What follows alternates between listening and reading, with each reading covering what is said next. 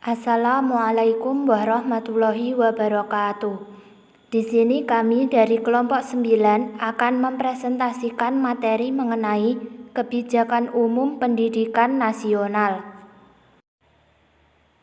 Anggota dari kelompok 9 yaitu yang pertama Lutfiana Aminatul Fuadah dengan nomor induk mahasiswa 2032000190 dan yang kedua yaitu Muhammad Reza Ananda dengan nomor induk mahasiswa 2032000206. Di sini kami akan menyampaikan 4 poin pembahasan.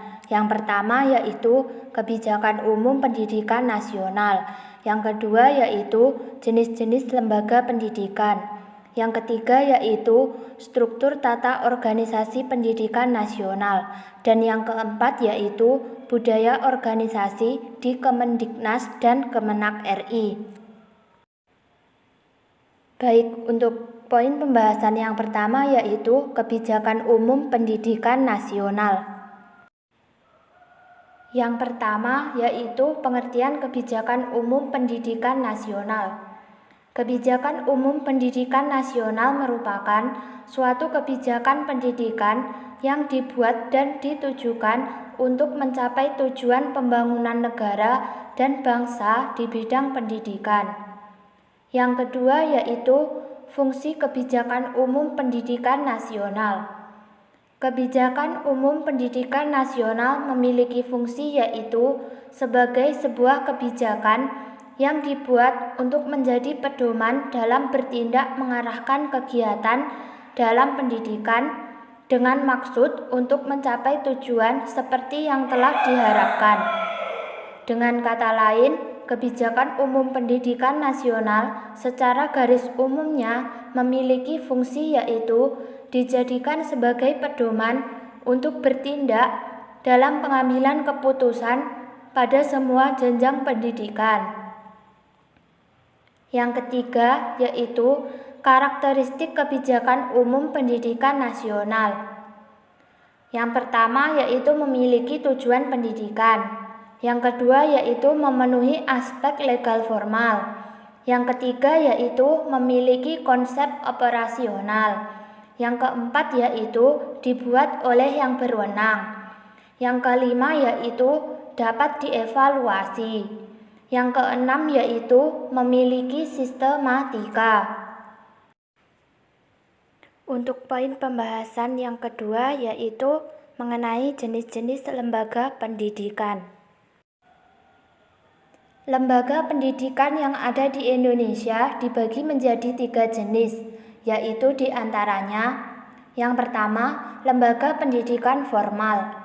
Lembaga pendidikan formal merupakan lembaga pendidikan yang terstruktur dan berjenjang, di mana lembaga pendidikan formal ini terbagi menjadi 3 jenis, yaitu yang terdiri atas pendidikan dasar seperti TK, SD, MI, SMP, MTS, pendidikan menengah seperti SMA, MA, SMK, dan pendidikan tinggi seperti akademi, politeknik, sekolah tinggi, institut, dan universitas. Adapun ciri-ciri dari lembaga pendidikan formal diantaranya adalah terdapat persyaratan usia, terdapat jangka waktu belajar, proses pembelajaran diatur secara tertib dan terstruktur, materi pembelajaran disusun berdasarkan kurikulum dan dijabarkan dalam silabus tertentu. Materi pembelajaran lebih banyak bersifat akademis, intelektual, dan berkesinambungan. Terdapat sistem rapot, evaluasi pembelajaran, dan ijazah. Sekolah memiliki anggaran pendidikan yang dirancang dalam kurun waktu tertentu. Yang kedua, yaitu lembaga pendidikan non-formal. Lembaga pendidikan non-formal merupakan jalur pendidikan yang tujuannya untuk menambah dan melengkapi lembaga pendidikan formal. Pendidikan ini dapat diselenggarakan oleh lembaga khusus yang ditunjuk oleh pemerintah dengan berpedoman pada standar nasional pendidikan. Terdapat ciri-ciri yang melekat pada lembaga pendidikan nonformal. Di antaranya adalah tujuan, waktu, persyaratan peserta didik, isi program atau kurikulum, program pembelajaran, proses pembelajaran, hasil belajar dan pengawasan. Adapun contoh dari lembaga pendidikan nonformal adalah lembaga kursus, lembaga pelatihan, kelompok belajar, dan lain-lain. Yang ketiga yaitu lembaga pendidikan informal. Lembaga pendidikan informal merupakan jalur pendidikan keluarga dan lingkungan, atau dapat juga diartikan bahwa lembaga pendidikan informal adalah lembaga pendidikan yang berlangsung dalam lingkup keluarga dan masyarakat. Adapun contoh dari lembaga pendidikan informal adalah pendidikan yang didapatkan pertama kali di dalam keluarga.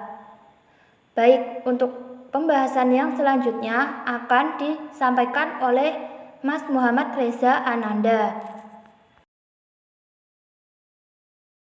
Saya akan menjelaskan tentang struktur tata organisasi pendidikan nasional. Struktur tata organisasi pendidikan adalah struktur yang mendasari keputusan para pembina atau pendiri sekolah untuk mengawali suatu proses perencanaan sekolah yang strategis. Struktur organisasi pendidikan juga dapat dikatakan sebagai perangkat hukum yang mengatur formasi dan administrasi atau tata laksana organisasi-organisasi pendidikan. Ada dua macam struktur organisasi pendidikan, yaitu adalah sebagai berikut. Yang pertama, struktur sentralisasi, yang dimana itu struktur sentralisasi adalah struktur organisasi pendidikan yang dijalankan secara sentral, yakni kekuasaan dan bertanggung jawab dipusatkan pada suatu badan yang di pusat pemerintahan. Dalam struktur sentralisasi ini, segala sesuatu mengenai urusan-urusan pendidikan dan dari menentukan kebijakan-kebijakan dan perencanaan, penentuan struktur dan syarat personel, urusan kepegawaian sampai kepada penyelenggaraan bangunan-bangunan sekolah, penentuan kurikulum, alat-alat pelajaran, soal-soal penyelenggaraan ujian-ujian, dan lain sebagainya. Semuanya sudah ditentukan dan ditetapkan dari pusat. Yang kedua, struktur desentralisasi. Struktur desentralisasi adalah struktur organisasi pendidikan di mana pendidikan bukanlah menjadi urusan pemerintah pusat, melainkan dalam struktur desentralisasi pendidikan menjadi tanggung jawab pemerintah daerah dan rakyat setempat. Yang keempat, budaya organisasi di Kemendiknas dan Kemenak RI. Budaya organisasi dalam pendidikan itu diantaranya ada budaya organisasi di Kemendiknas dan di Kemenak RI. Adapun penjelasan diantara lain sebagai berikut. Meliputi 1. Budaya organisasi Kementerian Pendidikan Nasional Kemendiknas.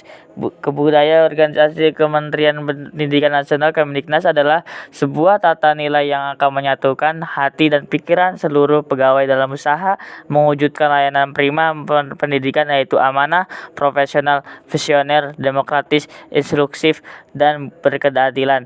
Budaya organisasi Kementerian Pendidikan Nasional Kemendiknas ini dipengaruhi oleh beberapa faktor, di antara lainnya pengaruh umum dari luar yang mencakup faktor-faktor yang tidak dapat dikendalikan atau hanya sedikit dapat dikendalikan oleh organisasi. Pengaruh dan nilai-nilai yang ada di masyarakat, yaitu keyakinan-keyakinan dan nilai yang dominan dari masyarakat luas, serta faktor-faktor yang spesifik dari organisasi sebagai hasil interaksi dengan lingkungannya. Yang kedua, budaya organisasi Kementerian Agama RI Kemenak. Budaya organisasi Kemenak adalah sebuah budaya kerja Kementerian Agama RI yang memiliki tujuan untuk menjawab keinginan yaitu mengembalikan citra dan kepercayaan baik Kementerian Agama di mata publik dengan dibuktikan dengan kinerja yang baik. Ada 5 nilai budaya organisasi Kemenak, yaitu integritas, profesionalitas, inovasi, tanggung jawab, dan keteladanan. Baik, terima kasih. Sekian presentasi dari kelompok kami. Apabila ada kesalahan dalam penyampaian materi dari kelompok kami mohon maaf yang sebesar-besarnya. Akhiran, wassalamualaikum warahmatullahi wabarakatuh.